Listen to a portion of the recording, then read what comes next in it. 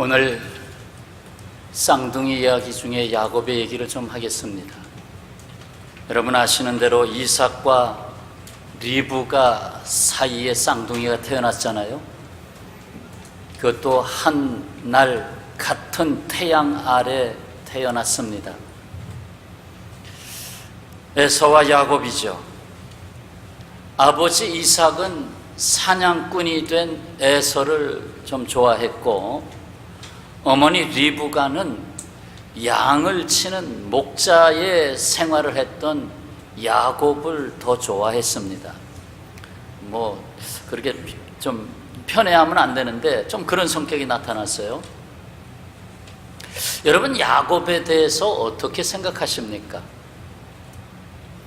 야곱, 그는 믿음의 조상 아브라함의 손자이고 이삭의 아들이고 12아들을 낳은 이스라엘 12지파의 사실 머리 역할을 했고, 주 예수 그리스도의 족보에서 아브라함, 이삭, 그리고 이어지는 세 번째 사람 야곱의 자리에 섰습니다. 그러나 우리는 그에게서 또 다른 면을 볼 수 있습니다. 그는 태어날 때부터 집념의 사람이었어요. 그러니까 욕심이 강한 사람이었어요. 물론 하나의 상징적으로 표현했다고 할 수도 있겠지만, 그래도 태어날 때 보니까 그 동생으로 태어난 야곱이 형 에서의 뒤꿈치를 꽉 붙잡고 따라 나왔다.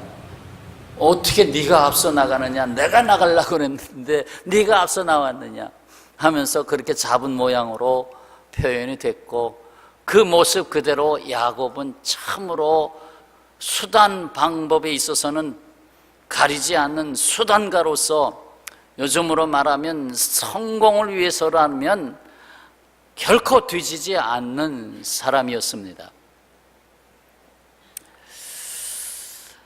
뿐만 아니라 조금 더 심하게 말하면 사기꾼 기질도 가진 사람이었습니다.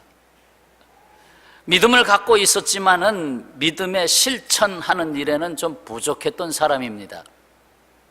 그럼에도 불구하고 야곱의 인생 후반전이 있는데, 그 후반전에서 야곱은 그 좀 안 좋은 불명예스러운 그 명예를 다 변화시키고 괜찮은 사람으로 다시 서게 됩니다. 그때로부터 새로운 아침이 시작한 그 인생의 자리로부터 그에게 하나의 증거가 나타나는 것이 절뚝거리는 인생이 시작됐습니다. 저는 인생이 시작됐습니다. 그러나 그 저는 인생이 시작하는 그 아침에 그는 새로운 햇살을 받았어요. 새로운 인생을 살기 시작했습니다. 비로소 하나님이 쓰시는 사람이 됐어요. 오늘 우리는 하나님이 우리에게 무엇을 듣게 하시는지 듣고자 합니다. 첫째 사실은 하나님이 쓰시는 사람은 하나님이 원하시는 사람으로 만드신다는 거예요. 하나님이 원하시는 사람으로 만드신다. 여러분, 내가 어떤 물건 하나를 쓰기 위해서도, 도구 하나를 만들기 위해서도 내가 쓰기에 좋은 도구를 만드는 거예요. 그러니까 하나님이 우리의 인생을 하나님의 뜻을 위해서, 하나님이 우리에게 주신 그 소명을 위해서 우리를 쓰실 때에는 하나님이 뜻하신 대로 우리를 만드시기 원하는 거 아니겠습니까? 그대로 쓰기에는 맞지 않는다는 거지요. 야곱은 아브라함의 손자로서 하나님의 나라를 세워야 하는 사명자로 택함을 받았어요. 야곱은 그 사명을 감당하지 못하고 외삼촌 라반의 집에 가서 거기서 딸을 보았는데 그 딸이 괜찮거든요. 그래서 그 라헬을 연애하면서 그 라헬을 달라고, 레아를 주었지만 라헬을 달라고, 그래서 20년을 기다리면서 결국 라헬을 얻지 않았습니까? 형 에서에게서 장자권을 빼앗았고 라헬을 얻기 위해서 20년을 기다렸고, 자기 재산을 불리기 위해서 아주 야가 빠진 수단을 다한 사람이었습니다. 이제 라반의 집에 더 이상 머물 수가 없었습니다. 자신의 재산도 늘어나고 자신에게 아들도 11명이나 생겼고 이제는 분가할 수밖에 없었습니다. 때에 하나님이 그를 부르신 생각이 나잖아요. 너 다시 돌아온다. 그 베델에서 사닥다리의 그 환상을 보면서 하나님이 약속한 게 있잖아요. 그래, 나는 결국 돌아가야 된다. 그래서 돌아가기로 결심하고 돌아가잖아요. 그래서 가나안 땅으로 돌아가야 되겠다. 그래서 2명의 아내와 2명의 여종과 그 사이에서 태어난 11명의 아들을 이끌고 가축들을 이끌고 고향 땅으로 내려옵니다. 내려오는 길에 야복강에서의 사건이 있습니다. 그는 거기서 형 에서가 아직도 원한을 품고 있을 것이라고 생각하고 있습니다. 여놈아, 야곱이 나타나기만 해봐라. 내가 너 때문에 내 인생을 사실상 망가뜨렸는데 너 나타나기만 해봐라. 할 것이다. 그래서 야복강에서 그는 맨 뒤편에 뒤처지게 됩니다. 내가 앞서 나갈 수가 없는 거예요. 이렇게 살아온 야곱을 하나님은 그대로 두시지 않으셨습니다. 결코 지금 같은 모습으로서는 하나님이 쓰시는 사람이 될 수가 없었습니다. 야곱은 형 에서에게 드릴 예물들을 맨 앞으로 보냈어요. 가축들, 예물들 맨 앞에 보내고 종들 앞에 보내고, 그리고 가족들은 그 뒤에 서게 하고, 앞에 보내는 것도 첫째, 둘째, 셋째 이렇게 때를 나눠서 첫째 때가 몰살하면 둘째 때가 있고, 둘째 때도 몰살하면 셋째 때가 있으니까 아주 수단을 다해서 그래도 자기는 맨 뒤에 있어서 살아남으려고 했던 사람이에요. 야곱은 야복강 나루터의 맨 뒤에 남아 머물러 섰습니다. 사실 하나님이 거기서 정지시켰던 거예요. 그냥 가나안 땅으로 들어갈 수가 없기 때문에 야복강 나루터에 머물러 서게 했습니다. 그것도 홀로 서게 한 것입니다. 이것은 에서를 만나기 전에, 가나안 땅으로 들어가기 전에 하나님을 먼저 만나야 했기 때문입니다. 자, 본문으로 볼까요? 20절 말씀 이하에 또 너희는 말하기를 주의 종 야곱이 우리 뒤에 있다 하라. 그러니까 먼저 예물로 마음을 녹이기 위해서 이는 야곱이 말하기를 내가 내 앞에 보내는 예물로 형의 감정을 푼 후에 대면하면 형이 혹시 나를 받아주리라 함이었더라. 그래서 예물은 그의 앞서 보내고 그는 무리 가운데 밤을 지내다가 밤에 일어나 2 아내와 2 여종과 11 아들을 인도하여서 야복나루를 건넜어요. 그들을 인도하여 시내를 건너가게 하고 그의 소유도 건너가게 하고, 그 다음 24절 말씀, 야곱은 홀로 남았더니, 야곱은 홀로 남았더니. 여기서 야곱이 머물렀던 야복강을 한번 사진으로 보겠습니다. 저기를 분이엘이라 이름한 곳이라고 지금 보고 있습니다. 야복강 흐르고 있습니다. 그럼 야복강이 지도상으로 볼 때 어딘가? 그 다음 지도 한번 볼까요? 저 지도를 보면 바단 아람 라반의 집에서부터 야곱이 쭉 내려오죠. 쭉 내려오다가 야복강을 만나게 되는데, 위에 조그만 호수, 갈릴리 호수가 조그맣게 보이고 요단강이 꼬불꼬불 흘러내리다가 밑에 사해가 보이죠. 사해가 굉장히 크죠. 그래서 요단강의 갈릴리 호수와 사해의 3분의 2 정도 내려왔을 때 거기 야복강이 합류됩니다. 야복강이 동에서부터 서로 흘러 들어가서 요단강과 합류가 됩니다. 그게 야복강인데, 지금 저 야복강은 요르단에 있어요. 요르단 지역에 있어요. 자, 여기서 하나님은 야곱에게 아주 기묘한 손을 내밉니다. 바로 맨 뒤에 홀로 남은 야곱에게 말이죠.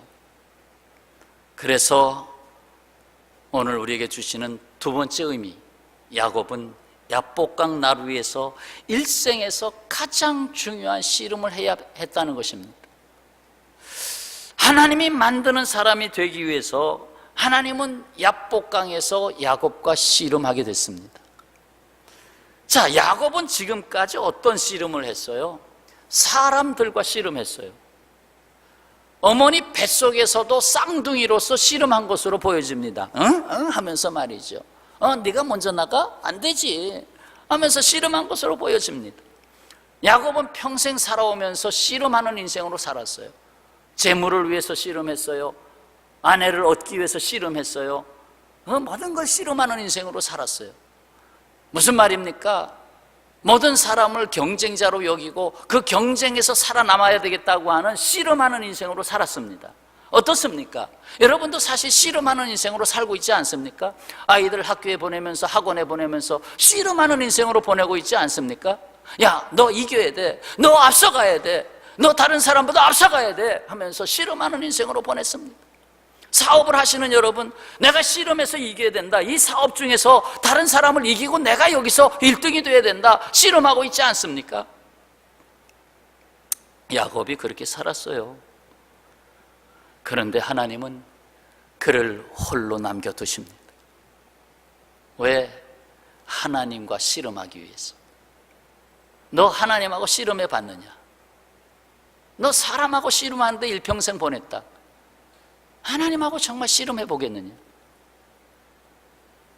사실 야곱에게 어떤 사람이 나타났을 때에 그는 하나님인지 몰랐어요. 자, 하나님 그에게 말씀하는 거예요. 너 홀로 내 앞에 한번 서봐라. 너 홀로 서봐라. 너 그동안 너를 둘러싼 사람들, 너가 만들어 놓은 재산들, 너를 따르는 사람들, 이제는 얼마만큼 너의 삶을 이제 구축했다. 근데 그거 너 앞으로 다 보내지 않았느냐? 너 홀로 남았다. 너 혼자 나하고 한번 대면해 보자. 어떻게 보면 발가벗겨 놓은 거죠. 너 다 발가벗고 나와 한번 서보자. 자, 24절. 야곱은 홀로 남았더니 어떤 사람이 날이 새도록 야곱과 씨름하다가, 야곱이 씨름할 때 저 사람 보니까 그렇게 험악한 사람 같지는 않은데 씨름이 붙었어요. 무슨 씨름인지 하여튼 씨름이 붙었어요. 처음에는 야곱이 무조건 이기려고 씨름하다가 보니까 이게 아니에요. 이건 사람이 아니에요. 사람인 줄 알고 싸웠지만 이건 사람이 아니에요.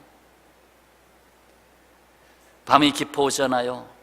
물소리가 두렵게 들려오고 강도의 위협이, 짐승의 위협이 두려움으로 다가올 때 과연 그에게 새롭게 입혀져야 할 권세가 무엇인가? 홀로 남았을 때 그가 입어야 될 게 무엇인가? 하나님은 위로부터 그에게 새로운 권세를 입히십니다. 지금까지 자기 욕심, 자기 힘, 자기 재산, 자기 지식, 그 모든 것으로서의 자기를 구축했는데 이제 그것을 벗어야 되겠다는 거예요. 거기서 자유함을 얻어야 되겠다는 거예요. 뭐 내일 모레 글피는 광복절 아니에요? 자유를 얻은 날이에요. 오늘 광복절 기념주일이라 이 명칭을 붙이려다가 그냥 안 붙였어요. 그냥 형식적으로 붙이기보다는 좀 오늘 말씀에 있어서 우리는 광복절을 매 주일마다 맞이하고 있기 때문에 그 의미는 뒤에 가서 좀 보겠습니다. 매 주일마다 우리는 광복절을 지내고 있어요. 이른바 참 자유함을 얻게 되는 축복을 이 야복강 나루터에서 그가 새로 받은 것입니다. 야복강, 여기서 야복이라고 하는 히브리 말은 바카크라고 하는 단어에서 파생됐다고 합니다. 그 뜻은 자신을 비운다라는 뜻이에요. 자신을 비운다. 야복강 그 나루터, 자신을 비운다라는 뜻을 가진 거기서 그는 생각할 거예요. 거기서 싸우면서 자신의 기력을 다 쇠진할 때까지, 다 소진할 때까지 싸우고 있어요. 자신을 비우고 있어요. 중요한 결단의 시간이 됐어요. 24절, 25절. 야곱이 홀로 남았어요. 날이 새도록 야곱과 씨름했어요. 자기가 야곱을 이기지 못함을 보고 육체적 싸움으로서는 이게 야곱이 보통 사람이 아니야. 그래서 야곱의 허벅지 관절을 내리쳤어요. 그러니까 주저앉았어요. 그 뼈가 어긋날 정도로 쳤어요. 완전히 주저앉았어요. 야곱은 이 어떤 사람과 씨름을 시작했는데 그 사람을 이겨야 된다고 생각했어요. 그런데 사실상은 그 싸우다가 보니까 깨달은 거예요. 내가 싸워서 되는 문제가 아니다. 결국 주저앉고 맙니다. 지난 금요 기도회 시 파파 오랑우탄 영화를 감상했습니다.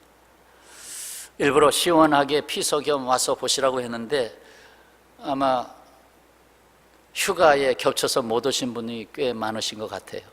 생각 같아서는 꽤 많이 오실 줄 알았어요. 그런데 조금 더 오셨어요. 조금 더. 근데 상당히 은혜로웠습니다. 굉장히 깊은 감동이 있었어요. 특히나 젊은이들이 봤으면 다 선교사 간다고 할 뻔했어요. 굉장히 감동적인 영화였는데, 왜냐하면 극장에서 개봉을 안 해주니까 기독교 영화를 개봉하면 미친다는 거예요. 사람이 막 벌떼같이 와야 되는데 그렇게 많이 안 오니까 개봉을 안 해주는 거예요. 그러니까 이렇게 교회들마다 돌아다니는 게. 그래서 우리가 어느 정도의 헌금을 하고 영화를 보게 됐는데, 못 본 분이 있는데 그래도 조금만 제가 맛을 못 보신 분 위해서 오늘 말씀과 연결이 되니까, 그 말레이시아 원주민들을 전도했던 박철현 선교사, 그의 헌신적인 사랑에도 불구하고 그 원주민들이 계속해서 잘 안 받아들여요. 그래도 계속 사랑으로. 그 중에서 아주 좀 안 좋은 사람이 있었는데, 식인종의 후에 까심이라고 하는 사람이 있었습니다. 이 까심이라고 하는 사람은 이 박철원 선교사를 몇 번씩 죽이려고 했습니다. 뭐 칼로 그냥 목 옆에다가 팍 찔러가지고 거의 막 죽이려고 위협을 하고, 물에 던져서 막 익사시키려고 하고, 한 번만 내 얼굴에 보이면 정말로 당신은 죽는다. 그래서 막 도망치기도 하고. 그래서 결국은 이 박선교사 이분이, 이 마을은 선교하기가 쉽지 않다, 아마 희망을 내려놨을 것 같아요. 그래 다른 동네만 주로 다니면서 이 까심이 살고 있는 이 마을은 도무지 전도하기가 이게 안 되겠다. 그러고 있을 때 하나님이 이 까심을 자리에 눕히십니다. 눕히셔요. 폐병으로 눕히셔요. 피를 철철 토하고 그냥 그만 죽어가요. 뭐 이젠 자기 힘으로 일어날 수 없어요. 근데 하나님은 어떻습니까, 여러분? 그 정도 되면 잘 됐다. 그렇게 복음 전파를 방해하던 사람 하나님이 치셔가지고 죽게 만드는구나. 봐라, 하나님 저 복음 전한 사람 잘못 건드리지 마라. 이렇게 된다. 그렇게 하면 얼마나 좋아요? 혹 박선교사의 마음속에 아이고 저 벌 받아서 저렇지 하는 마음이 혹 일어날 수도 있었겠죠. 그런데 하나님은 거꾸로 이 선교사의 마음에 그 영혼을 불쌍히 여기는 마음을 주시고 가서 기도를 해줍니다. 정말 그리스도의 사랑으로 전심을 다해서 기도해 줍니다. 근데 놀랍게도 거기에 주님의 손이 역사했어요. 그래서 죽을 사람이 거기서 기적으로 치유됩니다. 일어납니다. 그러니까 선교 현장에서는요, 많은 이적들이 일어나요. 그 체험하게 됩니다. 그만큼 어려운 핍박이 있는 곳에는 반하여 기적도 많아요. 그래서 기적적으로 이 까심이 거기서 일어나서 회개를 합니다. 그래서 회개를 하고 복음을 전하는 전도자가 되고 공부를 해서 목사가 됐어요.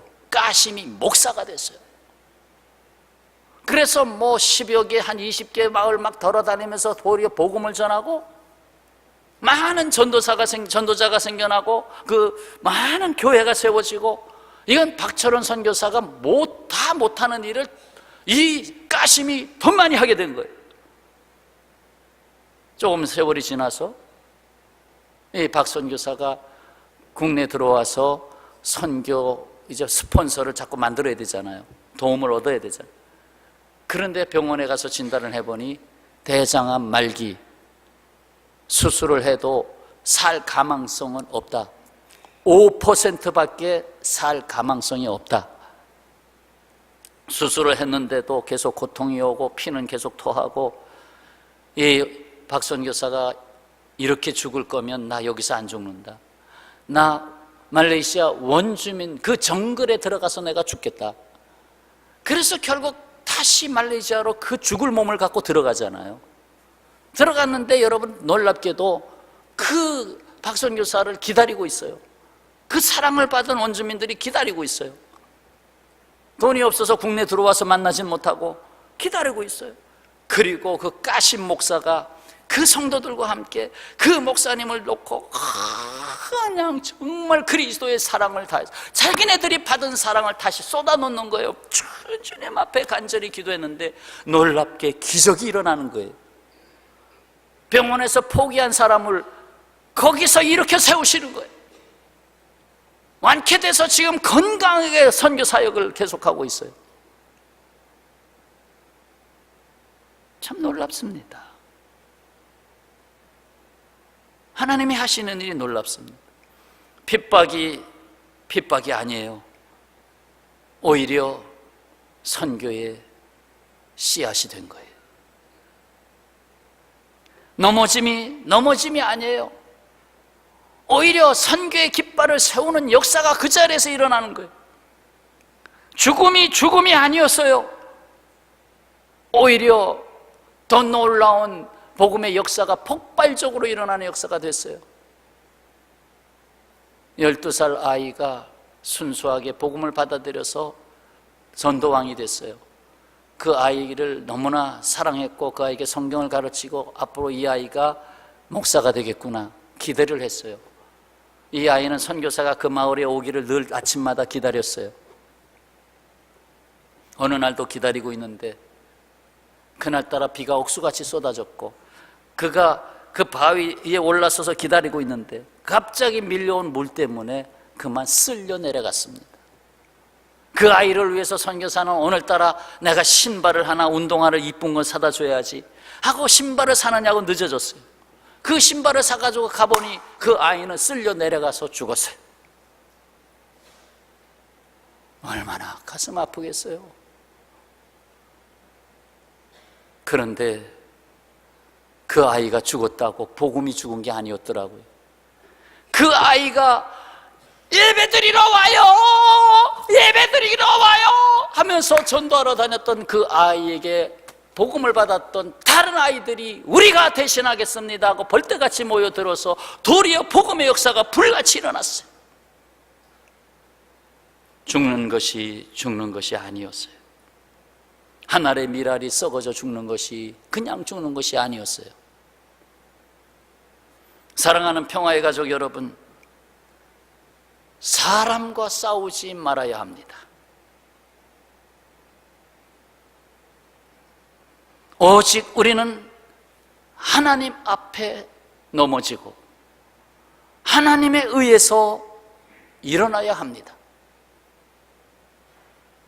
그래요.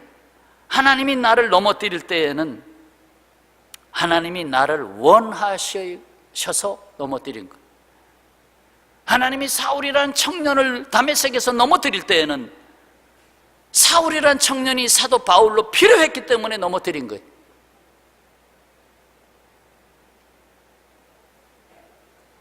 이겁니다. 오직 나에게 진정한 힘을 주시고 나를 복 있는 자가 되게 하실 분은 하나님 당신뿐이옵니다. 이 믿음이 야곱의 삶의 새로운 아침을 밝아오게 했습니다. 26절 말씀 다 같이 읽겠습니다. 그가 이르되 날이 새려하니 나로 가게 하라. 야곱이 이르되 당신이 내게 축복하지 아니하면 가게 하지 아니하겠나이다. 싸우다 보니 이것은 사람이 아니었어요. 나를 만나러 오신 분이었어요. 나를 만나러 오신 하나님의 사자 아니면 하나님이셨어요. 그래서 나를 축복하십시오. 나에게 복을 주십시오. 그렇지 않으면 당신을 놓지 않겠습니다. 형의 뒤꿈치 발을 잡았던 야곱이 비로소 이제 인생의 후반전에서 하나님을 잡는 법을 알았어요.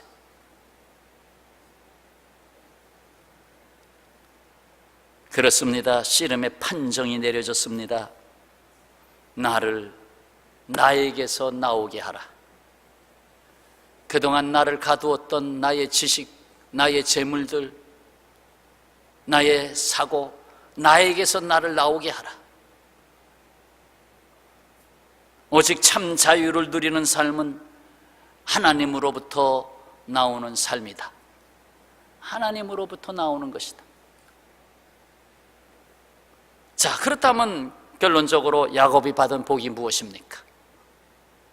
그렇게 복을 달라고 했는데 무슨 복을 받았습니까? 하나는 이름이 바뀌었어요. 이름은 다른 사람이 나를 불러주라고 만들어주는 거예요. 나는 스스로 내 이름 없어도 돼요. 다른 사람이 나를 부르기 위해서 이름이 필요해요. 그동안 야곱! 하고 부를 때는 야, 뒤꿈치 잡은 사람! 야, 사기친 사람! 그런 뜻을 가진 게 야곱의 이름이에요. 그런데 이름이 바뀌었어요. 이스라엘! 이스라엘! 그 뜻은 하나님이 다스리신다, 하나님이 싸우신다 라는 뜻이 있다고 그래요. 야곱의 손이 앞섰던 삶에서 이제는 하나님의 손이 앞서는 삶으로 바뀐다는 거예요. 이름이 바뀐 삶, 나를 불러주는 그 가치관이 바뀐 거예요. 두 번째 복은 자기와 싸우던 사람이 누구인지를 비로소 알게 된 것입니다. 그러므로 그곳 이름을 브니엘이라 하였으니 30절 그가 이르기를 내가 하나님과 대면하여 보았으나 내 생명이 보존되었다 함이더라. 거기서 싸운 그 사람을 볼 때에 하나님의 얼굴을 봤다라고 야곱은 고백했어요. 야곱이 하나님으로부터 복을 알게 될 때에, 하나님이 나를 붙잡고 있다는 걸 알게 될 때, 하나님이 나에게 씨름을 걸어왔다고 하는 것을 알게 될 때에 비로소 바뀐 거예요. 뭐가? 내가 사람과 싸운다고 하는 삶의 그 모습에서 아니다. 하나님이 내 앞에 수많은 사람들을 보낸다. 내가 그 사람과 싸우는 것이 아니라 그 사람에게서 내가 하나님의 얼굴을 보리라. 하나님을 만나는 복이 됐다는 거예요. 사람을 만날 때에, 이제부터는 사람을 만날 때에 하나님을 만나는 복이 된다는 거예요.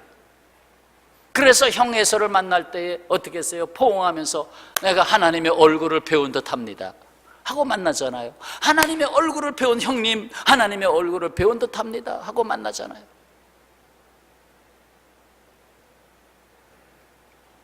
세 번째 복은 뭐예요?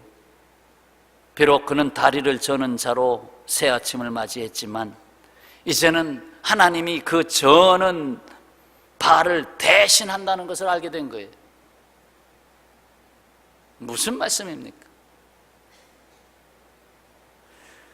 그 발을 절었더라. 31절 그가 브니엘을 지날 때에 해가 돋았고 아침이 밝아왔고 그의 허벅다리로 말미암아 절었더라.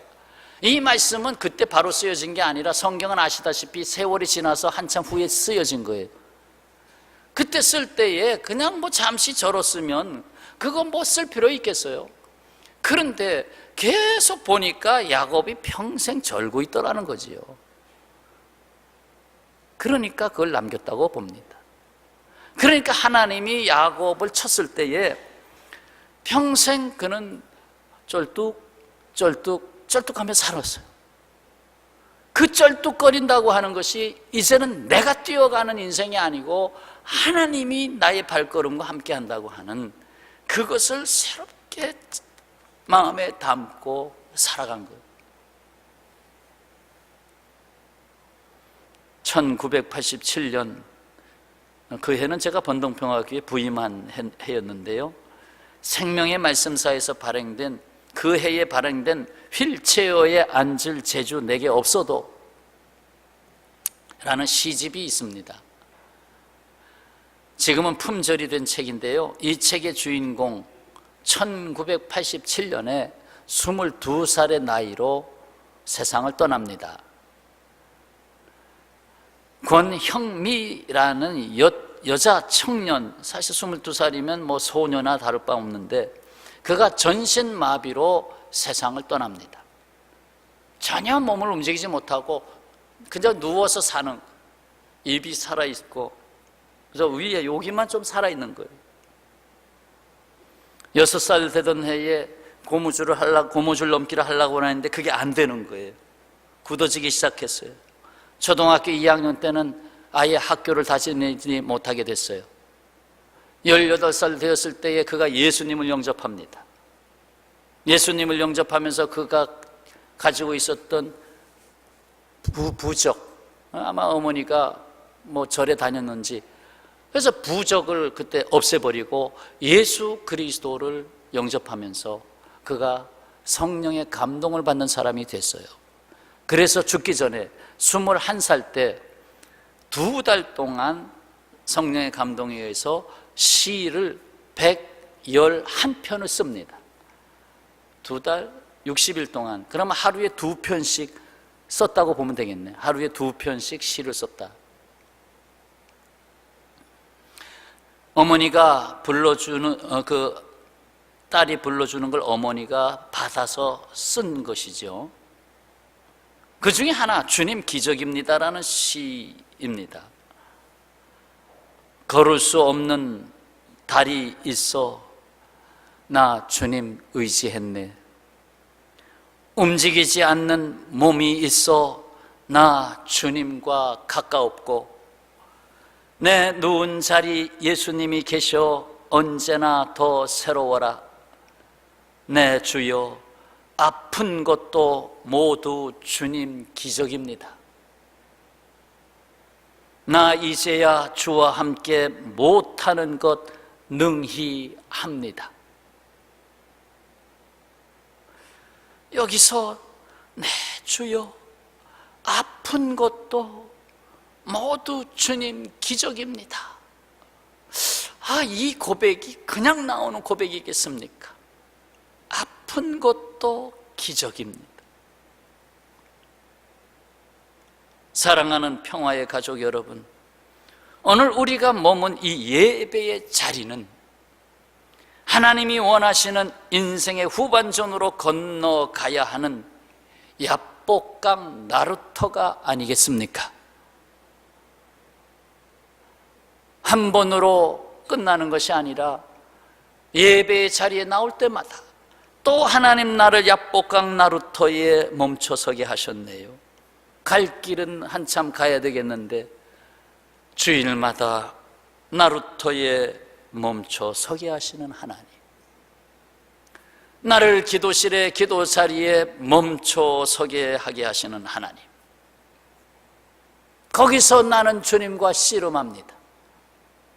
내 생각, 내 마음을 갖고 왔다가 예배의 자리에서 하나님의 말씀이 내게 임할 때에 내가 막 씨름하는 거예요. 내 마음이, 내 생각이 하나님의 생각과 씨름하면서 결국 하나님이 나를 쳐서 나를 넘어뜨리고 내 안에서 다시 일어나서 새 아침이 밝아오게 하는 거예요. 그게 예배 나루터입니다. 매 주일 오실 때마다 싸움이 아직 안 끝났으면 싸우셔야 됩니다. 사도 바울의 말씀처럼 나는 날마다 죽노라. 그거 날마다 싸우는 거 아니에요.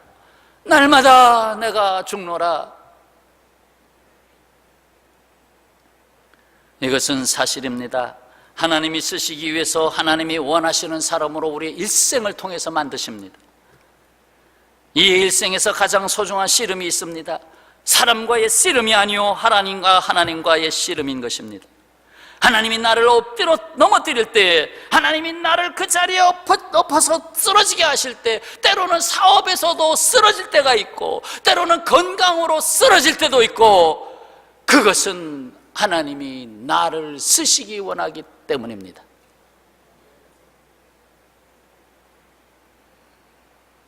야곱이 하나님으로부터 복을 알게 되었을 때 사람과의 만남이 사람으로 끝나는 것이 아니라 거기에 하나님이 계신 것을 알았어요.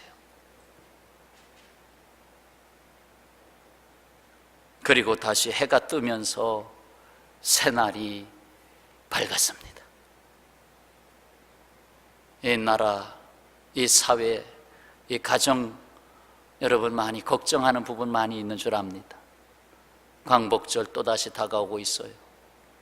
다시 새아침에 해가 뜨기까지 그래도 우리 예수 믿는 사람들 이 야복강 나루터에 계속 부르시고 좀 머물렀다 가라.